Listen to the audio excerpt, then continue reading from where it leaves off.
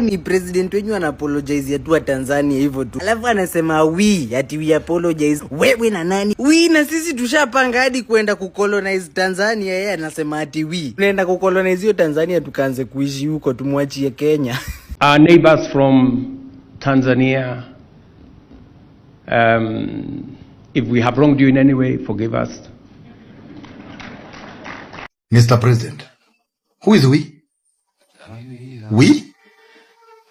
We apologize? We.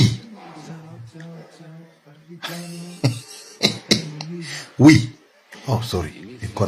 Oh, Nana amesema sisi tunaomba msamaha. Nani? Omba msamaha kivyako. Usituweke sisi. Usituweke. Hawa watu wa mkorogo lazima leo watujue sisi kina nani. Hawa watu wa mkorogo lazima watutambue sisi ni nani. Na hiyo mkorogo yao.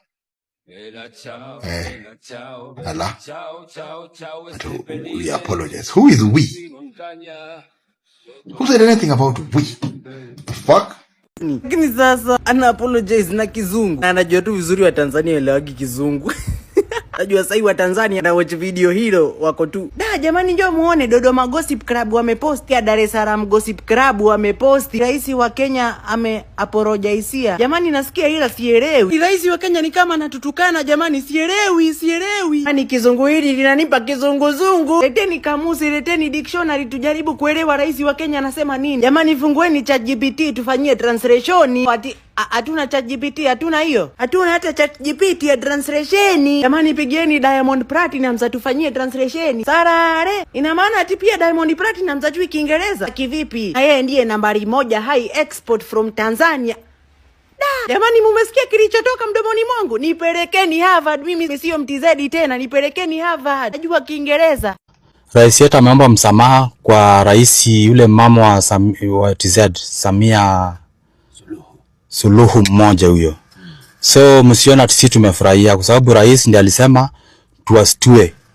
Na mmestuka na sisi hatutakubali. Mimi hata saizi venye mnaongea niko kwa border hapa na Manga. Lazima tubondane na nyinyi.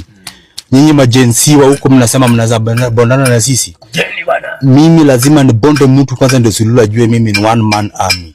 We don't fear people. Lakini ara rais ni sawa. Sisi tukuje hapa chini hapa. Ndio mjue mimi ni chamani.